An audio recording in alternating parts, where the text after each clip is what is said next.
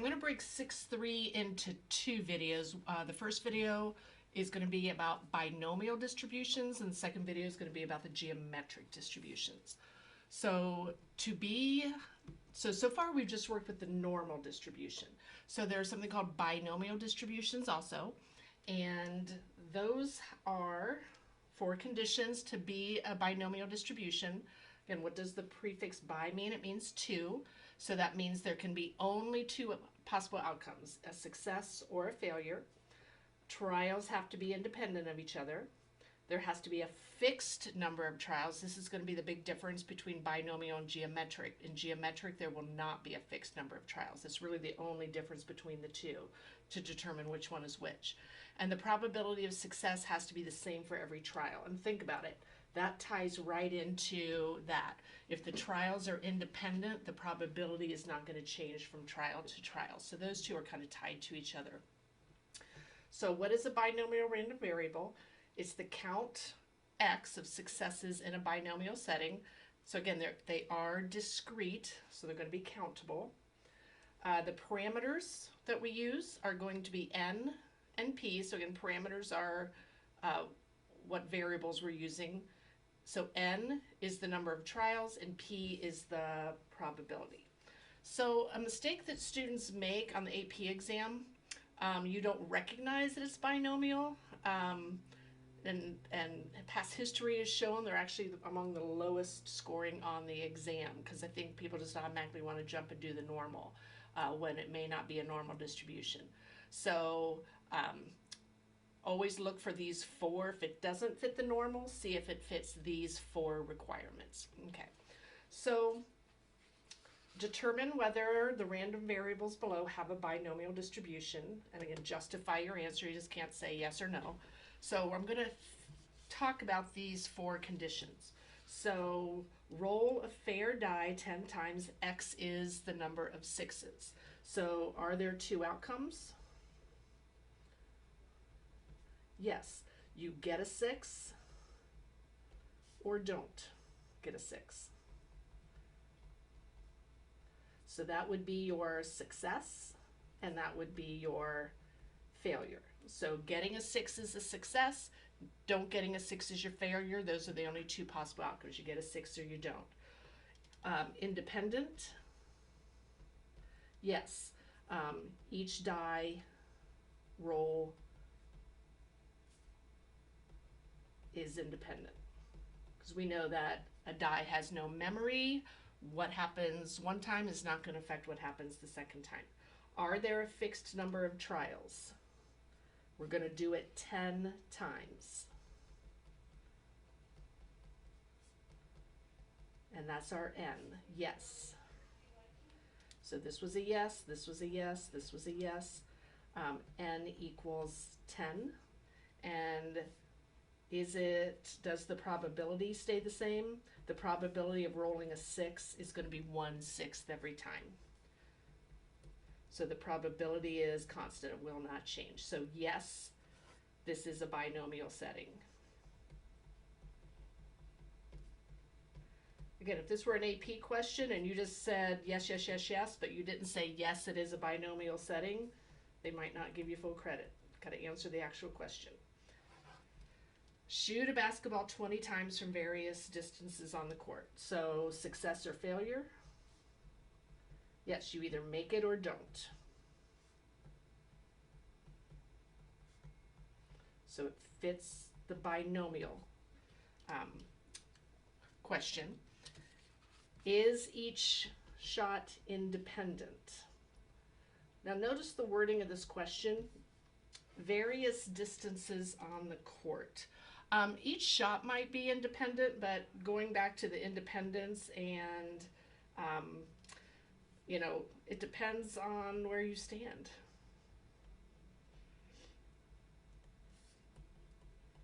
Like your probability of success is probably going to be better if you're closer to the basket than if you're further away. So the probability would not be the same.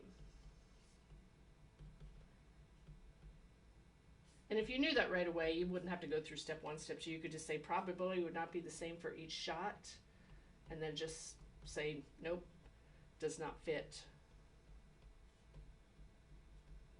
the requirements for binomial setting.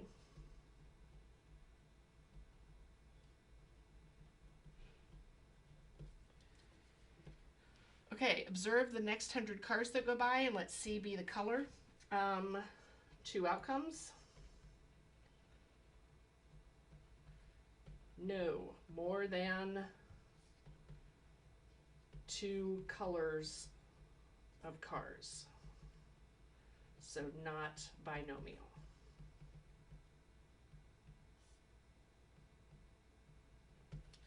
So that's your first thing. Ask yourself those 4 questions. It has to be all 4 yeses to be a binomial distribution.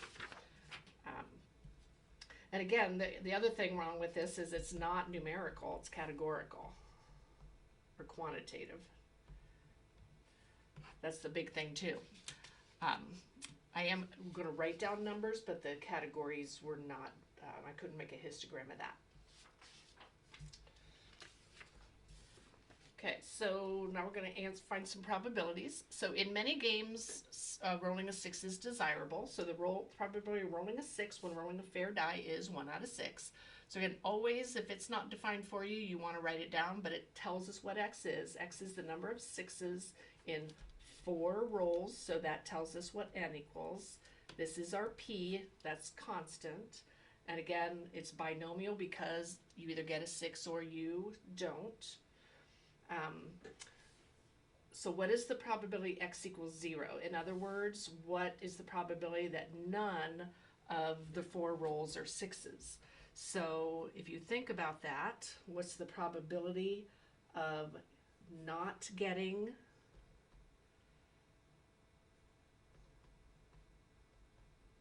that means I have to fail 6 times. So the probability of not getting a 6,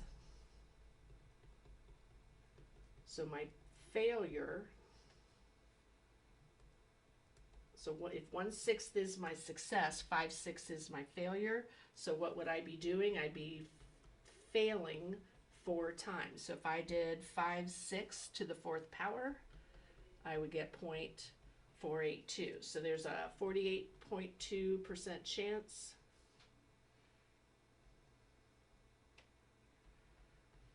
probability that I roll no 6s in 4 rolls. Okay, so what's the probability that I get exactly 1? So think about this. That means I'm going to be successful once. I'm rolling 4 times, so this is what could happen. I could be successful on the first roll, because you might just say, oh, well, that we're going to have 1 success, that's 1/6, and we're going to have 3 failures, which would be 5/6 to the 3rd power. If you just do that much, that will be a partial answer, but won't be the full answer, because we also have to figure out how many ways this could have occurred. I could have been successful on the first roll, I could have been successful on the second roll, or I could have been successful on the 3rd roll or the 4th roll. So there are 4 possibilities.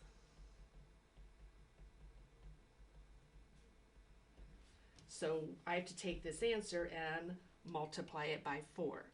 So if I do this, so if I do 4 times 1/6, I'm going to get 0.386. So there's a 38.6% probability of rolling exactly 1/6 in 4 rolls. So I of course don't want to sit there and figure this out. I don't want to have to write down all the possibilities in order for me to find that that number is 4. Because if I want to know the probability X equals 2, or the probability X equals 3, so again, if I get 2 6s, that means I was successful twice and I failed twice. I'm going to fill the rest in later. Let's just get this much done. This is being successful 3 times and unsuccessful once. And the probability X equals 4, I am successful all 4 times and I fail no times. And if you remember, anything to the 0 power is 1. I really wouldn't need to write this. So what I'm looking for is this coefficient. So I want to know how many ways can I win twice. Well, if I start this little thing, success, success, failure, failure, and keep going, I can do it, but it's going to take me some time. So this is a combination. So this is a combination of 4, choose 2. How do I get that 4, choose 2 on my calculator? I can go to math, go over to probability, and NCR is my combination. So if I choose number 3, I can put the 4 there and arrow over and put the 2 there. So how many ways? And I'm going to show you the one before. So 4, choose 1, that's where that 4 came from. So I'm going to second enter and just change my number here. 4, choose 2, there's 6 ways I could arrange those S's and F's. So this would be a 6. How many ways can I choose 3? So I'm going to second enter and change that to 3 successes. That coefficient is back to a 4. And a combination of 4, choose 4. How many ways can I arrange 4 things? If I have 4, just 1. So this is how you can calculate the probabilities in a binomial distribution. You have to figure out all the ways you can order those, and then take your successes to its power. That should always match that. And this should be n minus k. So if I do those probabilities out, this is going to be 0.1157, 0.0154, and 0.0008. Again, that's going to be really small because to roll 4 times to get 4 6s on a fair die would be uncommon. So, kind of talked you through how to figure these out, but is there a formula? Is it on the formula sheet? Yes. So the formula sheet that I gave you, so far last time we talked about how to find the mean and standard deviation of a discrete random variable. Now below that, the binomial distribution. So this right here, this nx, that is what I just did right here. So this is a combination of n, choose x. So if you see this, they're asking you to do this. And then p, to like whatever that is, if I want to be successful 3 times, that's going to be successes to the 3rd power. And then if there's a total, and then I want to do n minus x, because if there's 10 trials and this is a 4, this has to be a 6. Just these 2 together have to add up to your total number of trials. And again, these have to be discrete and countable. And with a binomial distribution, you can have 0 successes. So that is the formula on the formula sheet of how to calculate these. So it is that nx, p to the x, and then 1 minus p is the failure.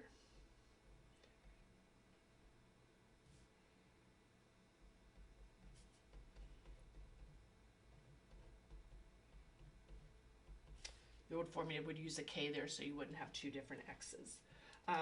But again, that nx means to do a combination of n, choose x. That's what that means. Okay, in roulette, 18 of the 38 spaces are black and 18 are red, and then the 2 are green. Suppose you observe the next 10 spins, so that's our n. And if success is rolling black, the probability of rolling black is going to be 18 out of 38. So that's our success. And just in case I might need it, I'll figure out what my failure probability is going to be 20 out of 38, because I either roll black or I don't. So if 18 of 38 are black, 20 out of 38 are not black. So what's the probability that exactly 4 spins land on black? So the probability that x equals 4. So again, if I use my formula, it's going to be 10, choose 4. And then I'm going to have my success, my 18 out of 38, and I'm going to be successful 4 times, which means I have to fail, of the 10 trials, it means I have to fail 6 times. So I'm going to figure out what that combination of 10 choose 4 is. And there's 210 ways for me to have 4 successes out of 10. So that number's 210. And then if I multiply those all together, take that to the 4th power, that, and I should get a probability of around 22.5%. Okay, probability that at least 8 spins. So what does at least 8 mean? It means 8 or more. So what's the probability x is greater than or equal to 8? So that means I'm finding the probability of x equals 8 plus the probability of x equals 9 plus the probability of x equals 10. So what do I have to do there? I've got to do 10 choose 8, and then I'm going to have my 18/38 to the 8th power, and I would fail twice. And then I would have to do 10 choose 9, and this one would be successes to the 9th power, and I would fail once. And then I'd have to do 10 choose 10, which is 1. And then I'd be successful all 10 times. If you want to put the 20 out of 38 to the 0 power, you can, but that should equal 1. You don't really need it. So just for time's sake, I'm assuming you can pause this and type it in your calculator and verify it. Or if you did each one, this one would be this percent. This one would be, again, these are very small percentages.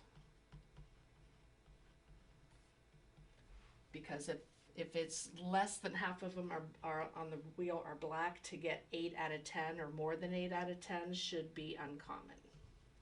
So it's going to happen just a little under 4% of the time. So that formula is not too bad to use. It can be a little time consuming to have to type all that in your calculator, but not too horrible. So can we do it on the calculator and make it simpler? Of course we can.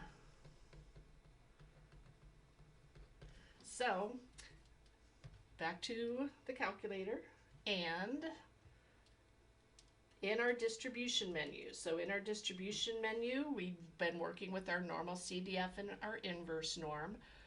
If you go down, or from the top, you can go up, and A and B. So again, we have binomial PDF. So PDF stands for a specific point. So binomial PDF, I would have used in that last problem. I want to use that when it's x equals x. So if I want to find exactly one value, I'll do PDF. But if I'm doing CDF, if I want to do an inequality, what's the probability that x is less than or equal to x? I want to use the binomial CDF for cumulative, where I want it to add up multiple ones. So if I'm doing an inequality, I want to do CDF. On the calculator, it will only give you to the left. So it will only understand less than or equal to's. So it is okay to use it on the AP exam, but make sure you define the parameters.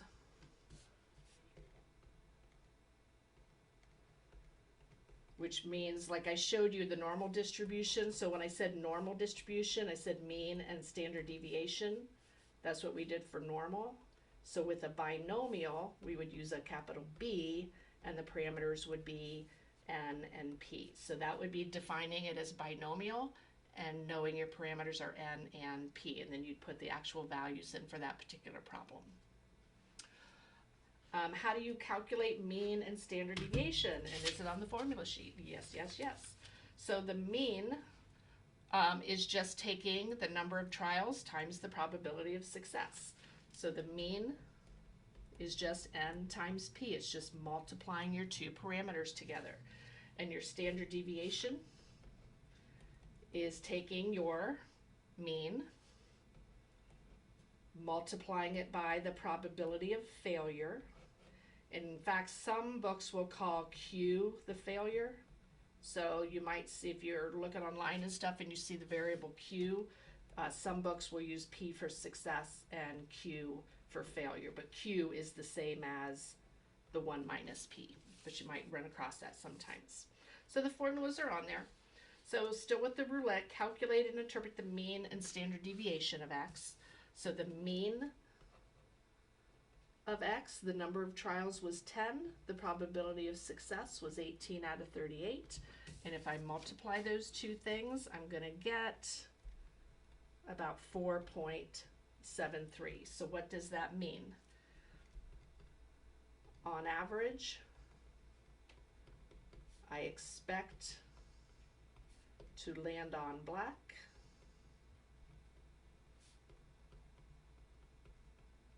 about 4.73 times. Again, it's okay to not be a whole number there because we are talking about an average. So on average, I expect to land on black about 4.73 times every 10 spins.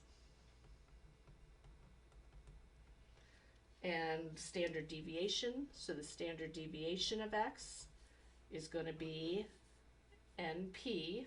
I already figured that out. That's the 4.73, and the failure was 20 out of 38.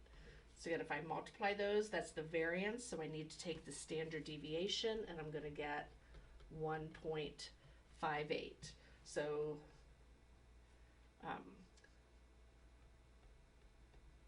the number of times the spinner lands on black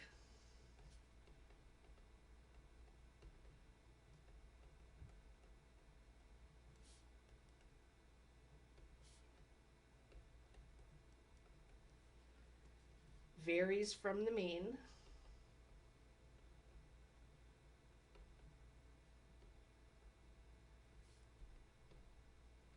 by an average of 1.58. So again, interpreting, make sure you write a sentence. So when we talk about the probability of success having to stay the same, is it okay to use the binomial when you're sampling without replacement? So if I'm talking about pulling out a green M&M or something and I don't put it back, does that change the probability of success? So it's an issue if it affects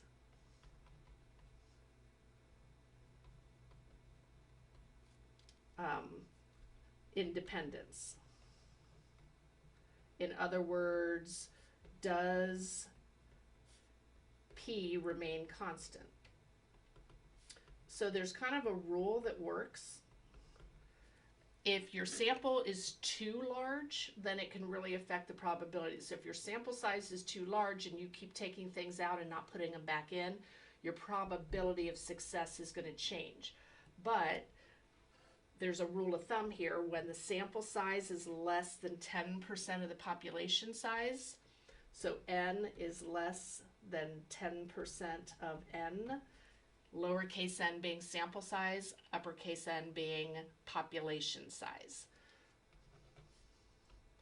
So as long as it doesn't mean our sample size needs to be small, it just needs to be less than 10% of the population. So if my sample is 2,000 people, but my population is all US adults, 2,000 is definitely less than 10% of all US adults. So it doesn't mean the sample size is small, it just has to be smaller than 10% of the population. Because again, if our sample is too large compared to the population, then the independence condition is not met and the probabilities will not remain constant. So looking at an example of that, so in NASCAR, cards and cereal boxes, we read there's an example in there that put 1 of 5 different cards in each box of cereal. Each card featured a different driver. Suppose the company printed 20,000 of each card, so the probability of each card had the same 20,000 or 1/5, 20,000 out of 100. So if a person bought 6 boxes, what is the probability of getting 2 Danica Patrick cards? So if I treat this as a binomial because you either get one or you don't, success or failure. So the probability of success is 1 out of 5. The probability of failure is 4 out of 5. Independent is each box independent of the other. It should be. But again, if you pull 6 boxes, there's now not 100,000, but really is pulling 6 boxes of 100,000 really going to affect the probability? Our sample size is less than 10%, so it probably won't matter. And I'll show you both cases. So if I do the binomial distribution, so we pull 6 boxes, and I want to know if I'm going to get, what's the probability of getting 2 of the one specific driver. So the probability that x equals 2. So again, x equals the number of Danica Patrick cards pulled from 6 boxes. So I should define that variable. X is the number of Danica Patrick cards pulled from 6 random boxes. So I want to know the probability that I will pull exactly 2 cards. So if I use my rule, 6 choose 2, and then 0.2, I'm going to have 0.2 is 1/5, sorry. So if I change those to decimals, so 0.2 is the success, and I want to be successful twice, which means I have to fail 4 times. That's going to be 0.24576, or however far you want to go. Go at least 3 or 4 decimal places. Okay, so that's if I do the binomial, but it really was without replacement. So the actual probability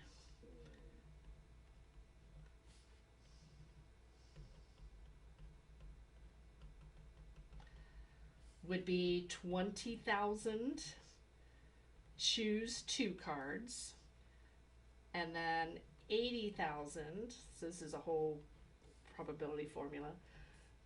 So if I want to pull 2 of 20,000, and then the other 4 cards have to be failures, so 80,000 are not her cards. So what's the probability of how many ways can I pull 2 cards out of her 20,000 available, and then the other 4 cards out of the other 80,000 over the probability or the combination of taking all 100,000 cards and choosing 6 is 0.245766. So this is the actual probability.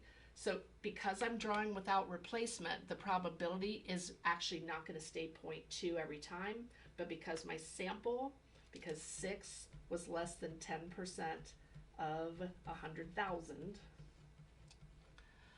that's why these probabilities, are they different? Yes, but very, very close.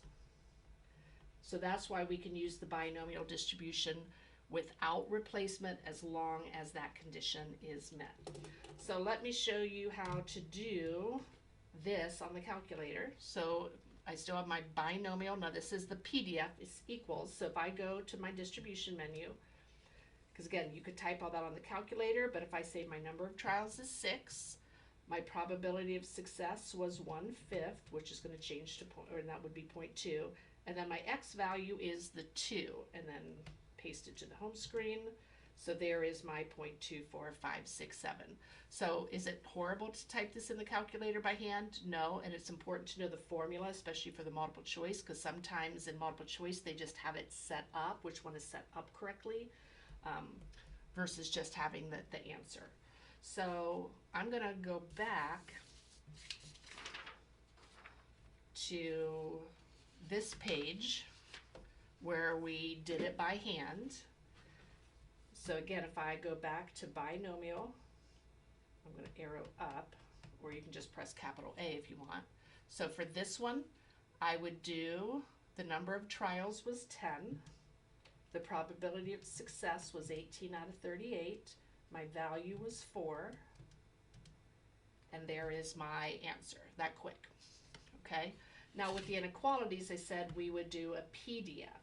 So and this is where we really got to pay attention to this one. The binomial CDF only goes to at or below. So what is the same? So I could do the probability of, I could do the PDF and find that number, the PDF, find that number, the PDF, and find that number. But let's say you tried this. Let's say you said, okay, the number of trials is 10. My probability of success is 18 out of 38. My X value, let's say you put in 8. That does not match that. Now I could always try the complement, 1 minus that answer. Do I get that? Nope. So what the calculator just did, it did 8 and below. So what's the complement to 8 and below? So if you think about, you have 0, 1, 2, 3, 4, 5, 6, 7, 8, 9, 10. So what am I finding? So when I did this problem, I found these three. So I found these three. So what is the complement to that? So the complement to 8 or above is 7 or below. So it's real important here. I'm not even going to use the number 8. To use the binomial CDF on the calculator, I have to do 1 minus binomial CDF. And I'm going to put in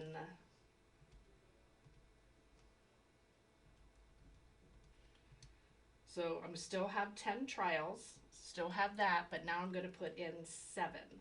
So it's asking me for the number of trials, the probability of success, and then I'm going to put in my X value. Whoops, why I don't want to put it there.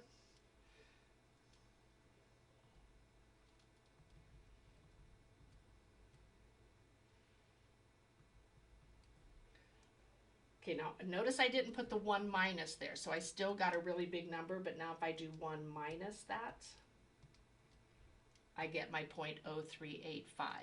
So 1 minus gave me that same answer. So that's how I do it on the calculator, but there is no left or right option. So with the binomial CDF, it has to be below. So the complement to 8 and above is 7 and below. So you do, and if you need to, draw a little sketch like this so you can actually see what value you want to find below. So that helps me remember it.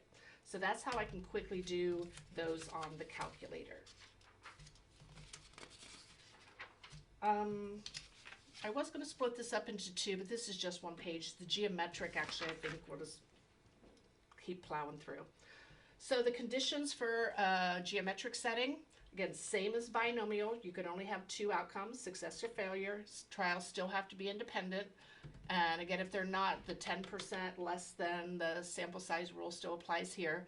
The probability of success, same for each trial. This is where it's different. A geometric distribution is we keep going until we have our first success. So the geometric random variable, I'm using y instead of x, the number of trials y that it takes to get a success. So notice now I can't have 0 because I can't do 0 attempts and be successful. I have to do at least 1 attempt. And again, there is no n. The reason there's no n is maybe I'm trying to kick a field goal from the 50-yard line and I'm never going to do it. So I could stand there forever and never be successful. So technically, there is no fixed number of trials because we don't know how long, and it could be never. It could be infinity until we're successful. So there is only one parameter because there isn't a fixed number of trials. The only thing that I know for sure is what my probability of success is. Okay, so playing Monopoly. If you've ever played before, you can land on a place that puts you in jail, and the only way to get out is a get out of jail free card, or you have to roll doubles. Suppose a player has to stay in jail until he or she rolls doubles, and the probability of rolling doubles is 1 out of 6. It's actually, if you did the whole, how many different ways, there's 36 outcomes when you roll 2 dice, and so 1, 1, 2, 2, 3, 3, 4, 4 is 6 of those 36. And so that simplifies to 1, 6. So explain why it's a geometric setting. So you roll a 6 or don't. So 2 outcomes. Again, that's a success or a failure. Each roll is independent.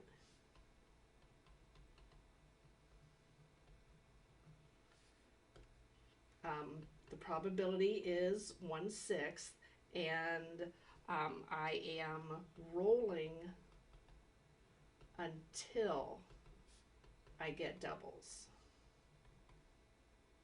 So I'm rolling until I get a success. So that's the four things that make it geometric. So defining the geometric random variable, y is the number of attempts or rolls it takes to roll doubles.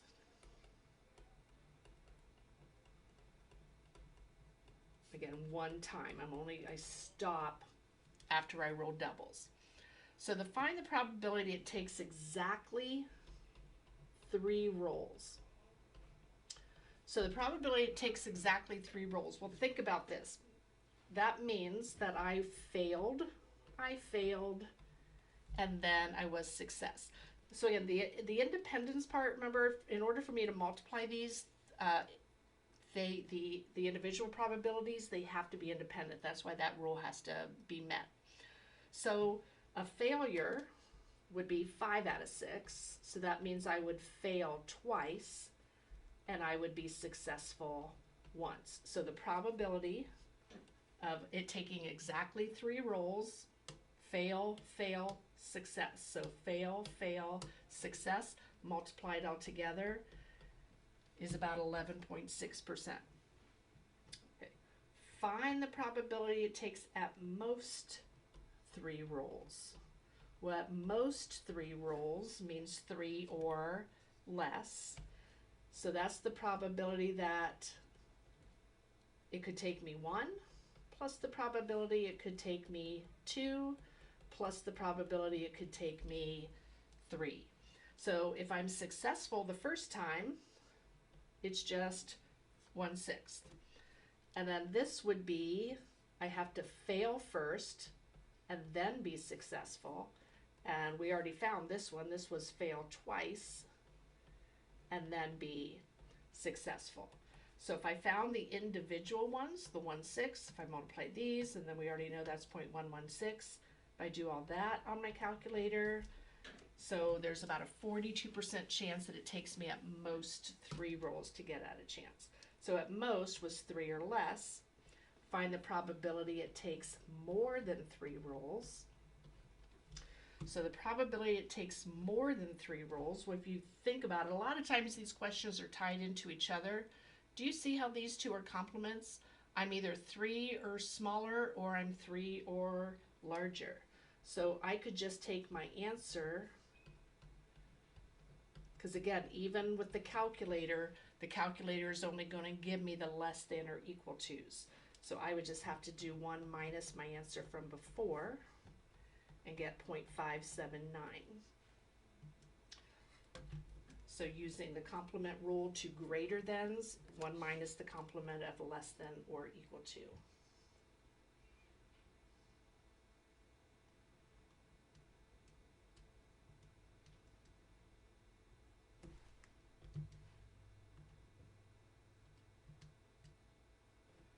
Okay, now I just did something over here on my calculator. Did it wrong first. So notice I just did 5/6 to the 3rd power, and I got the same answer. So there's another way to do with geometric. It's just going to, not that that's very time consuming, but if I'm doing a more than with geometric, I can just say, well, if it's going to take me more than 3 rolls, then I definitely have to fail 3 times. So if I definitely have to fail 3 times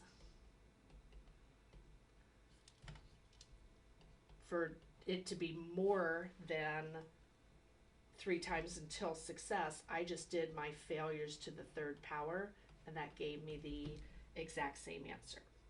So again, how could I do this on the calculator? I can go to my distribution menu, arrow up, geometric, PDF, and CDF are right at the bottom. So for me to do letter C, I would do the PDF, and my probability of success was 1/6, and my x value was 3, and it gave me that 0.116 number. To do the less than or equal to 3, I would do the CDF, and again, put in the probability of success, and it, again, binomial and geometric always give me this number and below. So there's my 0.421. So that's how I can do the geometric equalities and inequalities quickly on the calculator. So how do we calculate these? Again, to me, again, it's intuitive because I can only be successful once. So it's really how many times do I fail? And this was not on the formula sheet in previous years. So they actually added this for the first time. So that's exactly what we were doing. The geometric distribution, I was taking so it's x minus 1 because I'm only successful once. So there's my probability of success. It's only there once. And then my number of failures is going to be 1 less than that. So that's what we just kind of intuitively figured out. Maybe that's why they never had it on there before, but it is there if you need it. And then they also ask us, how do we find the mean in a geometric? We just do 1 divided by the probability of success. And the standard deviation is taking the probability of the failure, the square root of that, divided by the probability of success. So there's those formulas. So yes, these were all on the formula sheet. So on average, how many rolls should it take? So if I roll, again, intuitively, if the probability of success is 1 out of 6, how many times do I expect to roll? I expect to roll 6 times.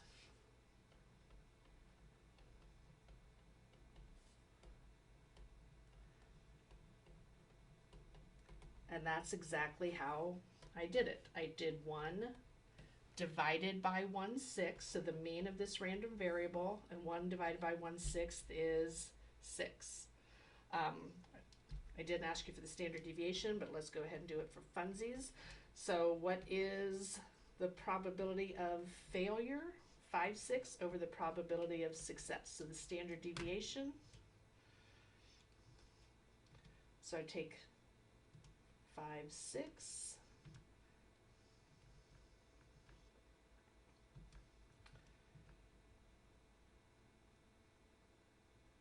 and I would divide that by 1/6. I'm adding extra parentheses there just so I make sure order of operations is followed. So the standard deviation is about 5.478. Okay, so what's the probability that it takes longer than average? So longer than average just means longer than 6. So I can do a couple of things. I can do 1 minus the probability that y is less than or equal to 6. So if I go to my calculator and do 1 minus, and then go to my distribution menu, arrow up, do my CDF, the probability of success is still 1/6. Now my value is going to be 6. So I get 0.335. And if I didn't do the 1 minus before, I can always do it after. Or remember, I'm going to fail 6 times. So if I just did 5/6 to the 6th power,